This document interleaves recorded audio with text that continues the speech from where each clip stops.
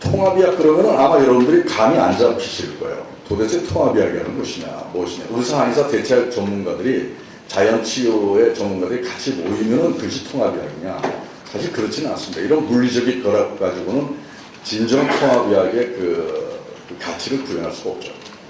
일단 통합의학을 통해서 어떤 이는 그래요. 이 한의학하고 서양의학하고 서로 접목을 하면 이게 잘 되겠느냐. 오히려 역작용 나거나 괜히 그 병합치료를 통해서 오히려 더 불필요한 문제가 유발되는 것이 아니냐라고 생각할 수 있는데요. 제가 한 20여 년을 해오면서 두 의학이 꼭 남자와 여자가 만나는 것 같은 그런 형국이더라고요. 서양의학을 저는 남자라고 표현합니다. 그리고 한의학을 그 다음에 이제 여자라고 얘기합니다. 그래서 요초 관계 있어요. 그러니까 언어도 다르고 생명을 보는 관도 다르고 표현하는 방식도 다르고 이체를 보는 생명적인 어떤 어프로치하는 그런 방식, 소스가 다 다른데 다르다 보니까 만나기가 어려워요. 근데 다르다 보니까 서로 만나면 엄청난 파워를 갖게 돼요. 그래서 남자와 여자가 만나서 아이를 생산하듯이 서양의학과 한의학 그리고 자연의학이 서로 접목만 된다 하면은 어떤 의학이 따라올 수 없는 그런 의학을 만들어낼 수 있다고 하는 것입니다. 그래서 예를 들어서 서양의학 같은 경우는 나무를 잘 봐요. 근데 한의학은 또 숲을 보는 그런 의학. 그러니까 서양의학 가지고는 나무, 국서적인 것은 해결은 됐는데 전체를 보지 못하여서 전체가 망가지는 일들이 간혹 있었단 말이에요. 근데 이것이 한의학의 전체를 볼 수 있는 새로운 시각의 의학을 통해서 그것이 마이너스가 플러스 될 수 있는 그런 역할이 될 수 있고, 그 다음 대체학을 통해서 대체학의 보면 다 자연적인 그런 속성을 가지고 있어요.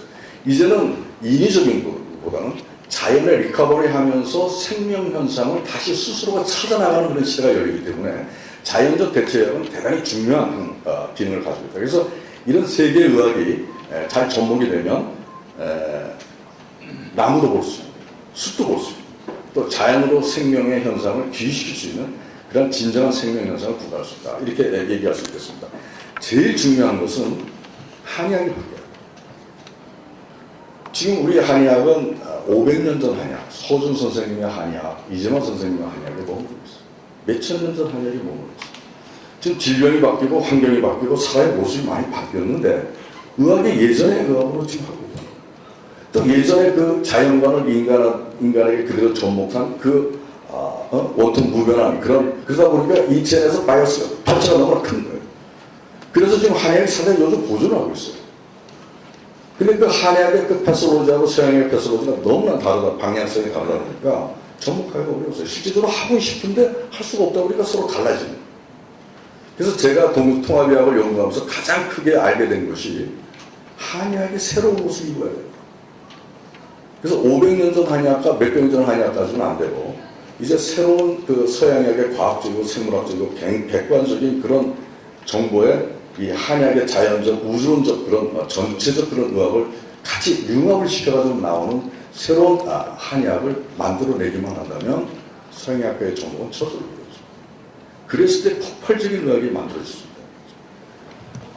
위암하고 간암을 이거는 전부 다 의과대학하고 있습니다. 저희 병원하고. 제가 지금 위담한방병원이지만 예전에는 하나한방병원, 한의학하고 서양의학 하나가 돼야 되는 데서 하나한방병원으로 또 양사도 저희 병원에 근무하면서 연구를 했는데 위암하고 간암, 우리 전세일 회장님과 같이 팀워크를 이뤄서 해왔던 프로젝트입니다. 위암하고 간암에서 그동안에 항암 치료만 주로 해왔는데 면역 증강 세라피를 같이 치료하자. 근데 의과대학에다 이거를 프로포즈를 하니까 안 한다는 거예요.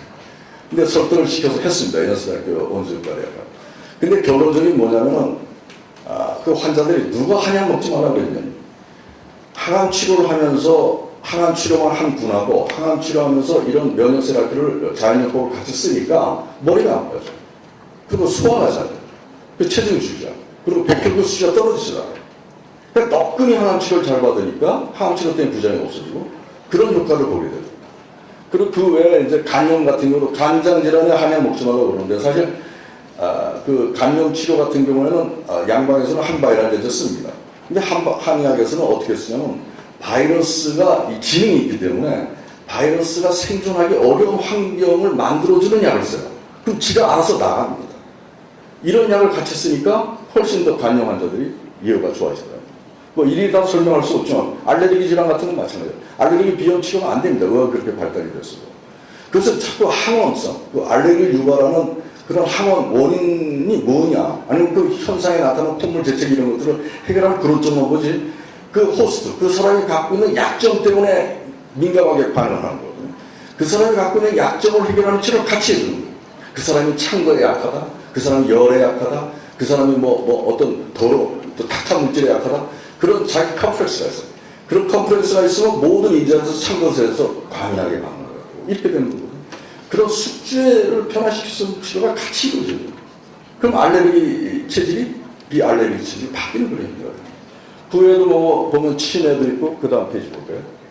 류마티즘 관절염 같은 것도 자꾸 면역 억제제, 스테로이드 같은 약을 쓰는데, 그 관절에 그 공급되는 피를 맑게 하는 치료를 같이 했을 때 그 예후는 더 좋아진다.